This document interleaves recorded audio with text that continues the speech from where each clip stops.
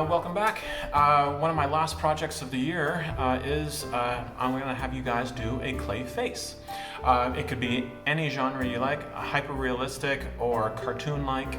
It could be a monster, any cartoon character you like to do, but it has to be some sort of face. I want you guys to work on your facial features, your eyes, your nose, your mouth, your cheeks, maybe some ears, definitely hair maybe. And I want you guys to explore different size facial features. Are your eyes extremely big and your mouth very small, or anything else in between? The key though is I want your face to have some sort of facial expression, okay? Either be it angry, sad, mad, confused, whatever you like. And by manipulating your facial features, you'll be able to get that emotion, okay? So I have my example here, so I want you guys to look at this. Instead of me going through the whole entire process, I thought I'd just explain it to you guys. It's simple enough in terms of concept and in terms of the supplies. Just plasticine, oil-based clay. Do not do self-hardening clay because it'll dry on you and you won't be able to manipulate the features.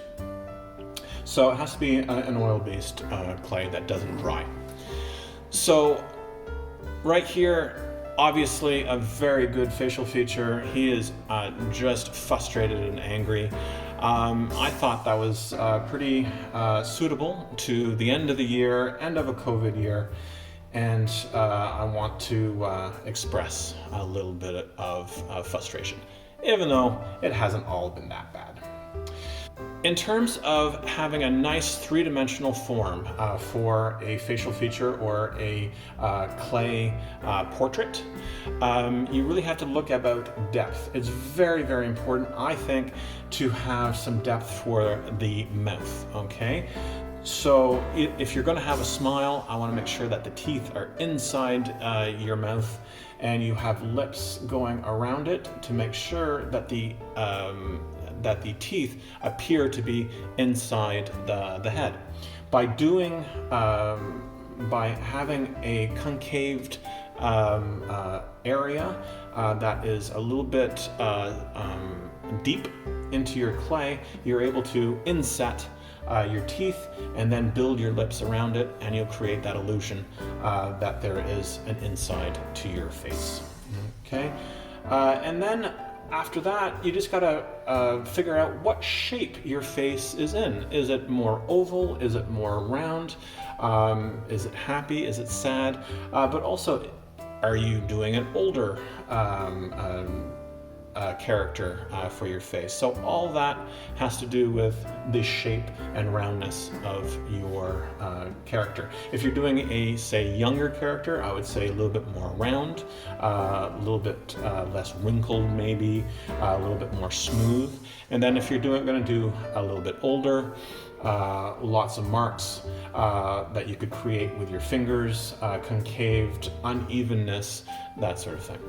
So if you're going to do something like a cartoon, you don't really have to worry about your facial features being exactly the same, okay?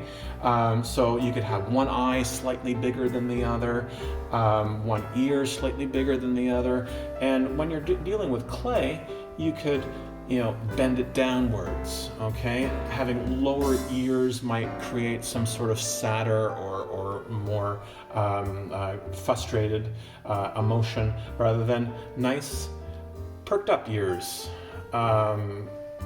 might create a really nice emotion, okay? So these little tiny differences really helps. Then you have to worry about your cheekbones, and you could have those big and round, and that creates a really cool character as well, especially when you're smiling. You could have the cheeks sort of droopy, creating some sort of older look, chin, and then worry about the cheekbones up here, right below the eyes, some sort of nose. It could be quite small or it could be really quite big. And then eyebrows do help in terms of facial features. Having eyebrows pointed upwards create really quite, frustrated feelings. Happy would be nice on the edge and lower. And then after that, worry about maybe the hair. You could create spiky hair, parted on the side, afro, that sort of thing, curly. That could really add the character as well.